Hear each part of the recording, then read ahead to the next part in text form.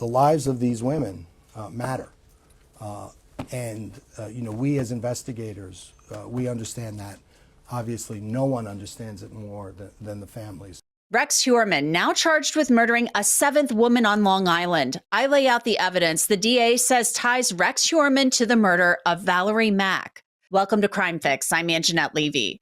Rex Heuermann, the man the Suffolk County DA says is the Gilgo Beach serial killer, is now charged with murdering Valerie Mack. This brings the total number of women Heuermann is accused of murdering to 7. Heuermann is already charged with murdering Sandra Costilla in 1993 and Jessica Taylor in 2003. He's also charged with murdering the women known as the Gilgo Four: Maureen Brainerd Barnes, Amber Costello, Melissa Bartholomew, and Megan Waterman. The bodies of those women had been found wrapped in burlap along Ocean Parkway in 2010 and 2011. Heuermann has pleaded not guilty to all of the murder charges.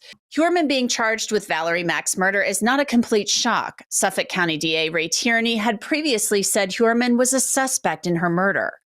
A superseding indictment states that Heuermann murdered Valerie Mack sometime between September 1st and November 19th in the year 2000. A map includes the indictment, and it shows where hunters found part of Mack's remains on November 19th, 2000, off of Mill Road, 1 mile west of Halsey Road in Manorville. The DA says Mack's remains were found in the general area where Jessica Taylor's partial remains were found in 2003, as you can see by the 2 red marks on the map. The indictment says a dog with the hunters found a black plastic bag with additional black plastic bags and a set of human remains. The remains were later identified as Valerie Mack's, and she had been decapitated. Both of her hands had been severed from her body above the wrist, and her right leg had been cut off mid-calf. Mack's skull, hands, and right foot were found along Ocean Parkway in April 2011, along Gilgo Beach, less than 1.5 miles from where Jessica Taylor's skull, hands, and forearm were discovered. In the past, the DA has talked about how Heuermann has been linked to the victims through hairs that came from a member of his family, or even an ex. Tierney says a single hair links Heuermann to Valerie Mack. The indictment says, based on the foregoing, it is significant that 2 forensic laboratories have now independently determined that the aforementioned hair, which was inside the sealed black garbage bags containing Ms. Mack's remains, specifically near the victim's dismembered left wrist, is substantially more likely to have derived from a person genetically identical to Victoria Heuermann's DNA profile, thereby linking evidence from yet another crime scene to the defendant through his immediate family. Notably, at the time of Ms. Mack's disappearance and murder, defendant Heuermann's daughter would have been between 3 and 4 years old. That's important. Similar to the other cases, we then sent that hair out for nuclear DNA analysis, and because it's nuclear DNA, it's much more discriminating, and the profile came back. The most conservative estimate was 1.31 times 10 to the 356th power. So again, you take that 1.31, you move the decimal point over 356 times, and that's the number that you get, which excludes that percentage of the population, but includes, in this case, it was, I believe it was Victoria Heuermann again. I want to tell you about Upside. It's a free app that gets you cash back on things like gas and restaurants. This is real cash back, money that you can transfer straight into your bank account. I used Upside when I went to Dunkin' Donuts for a cup of tea. I claimed an offer for Dunkin' on the app, paid as usual using a card, and followed the steps, and I got cash back. It's so easy. You can also use Upside at places like Shell, Exxon, 7-Eleven, Taco Bell, and that's just to name a few. To find out how much you could earn, click the link in the description to download Upside or scan the QR code on your screen and use our promo code CRIMEFIX and get an extra 25 cents back on every gallon on your first tank of gas. That's promo code CRIMEFIX for extra cash back. This is what Heuermann's attorney said in June about hairs and DNA potentially linking his client to the murders. The Castillo murder is... I've read the grand jury minutes, and the only evidence that I've seen is allegedly one hair that ties my client allegedly to that murder. But listen, the basis of all of these cases, the bulk of their evidence, the strongest piece of evidence that they claim they have is a hair on each body. Tierney also pointed to a document found on Heuermann's computer where supplies and things like DS, investigators believe that means dump site, and TRG, believed to stand for target, are discussed. The HK 2002-2004 document recovered from Heuermann's computer states small is good. Under supplies, it lists rope/cord, saw/cutting tools, foam drain cleaner, bags/tape, and Mill Road. That's where Mack's partial remains were found. As for the drain cleaner part, the indictment says Heuermann called a plumber in October 2000, paying $265 for the plumber to check his mainline drain. There was also a document entitled Things to Remember that had disturbing information. Get sleep before hunt. Too tired creates problems. Hit harder. Too many hit to take down. Consider a hit to the face or neck next time for takedown. More sleep and noise control equals more playtime. Use push pins to hang drop cloths from ceiling, not tape. Use heavy rope for neck. Light rope broke under stress of being tightened. Tierney says investigators also found old news clippings about the victims, what he called mementos or souvenirs from his desk and safe. Those included a People magazine, a New York magazine, and a copy of the New York Post, all discussing the Gilgo Beach and other killings. It's evincing his intent. It's evincing, his interest in the case. So we think that it's, circumstantial evidence of his, that persistent interest in the case, the victims, the methods being used to, starting back in 2010, all the methods used by law enforcement to try to catch the murderer of some of the individuals on Gilgo. All of those things are evince a certain mental state and intent. Valerie Mack's family did not attend the press conference, but Tierney said investigators have spoken with them. We spoke to the Mack family. I don't believe that they want to give a statement at this time.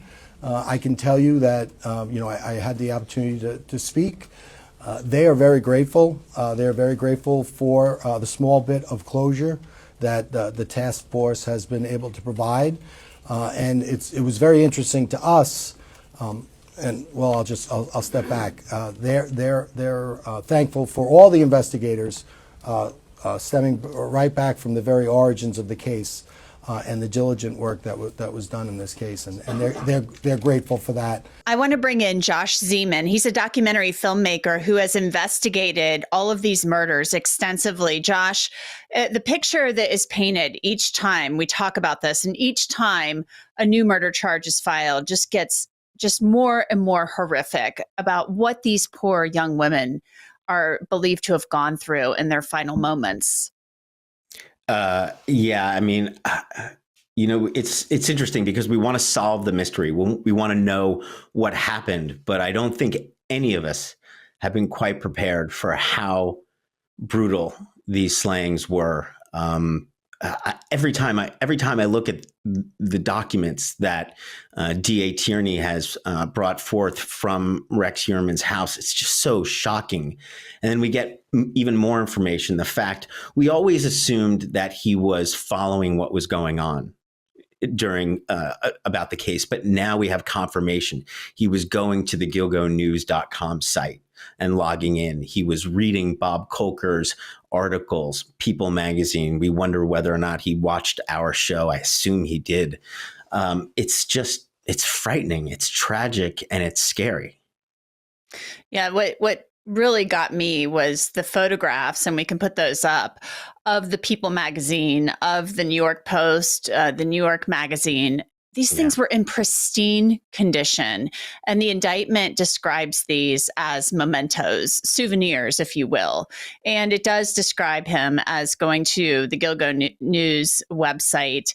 And there were clippings about Jessica Taylor and Valerie Mack's deaths. So maybe he was following it, but yes, he lives in the area.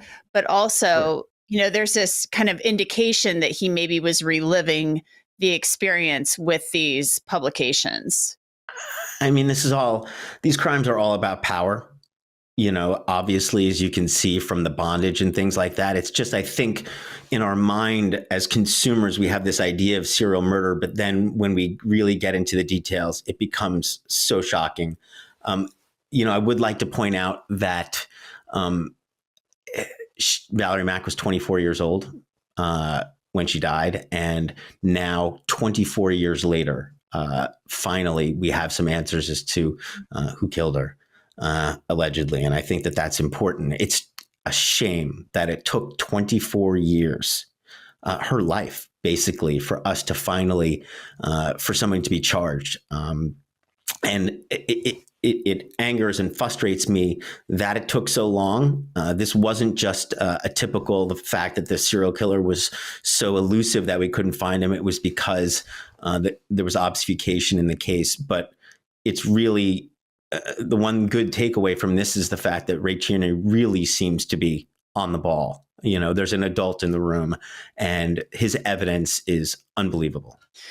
And what's shocking about it too, Josh, is the fact that it probably didn't need to take this long, because once they really started going through what they had already collected, it didn't take them that long to really piece this together. So there was a lot going on in the background with power struggles and things like that appear to have kept this from being solved for some time.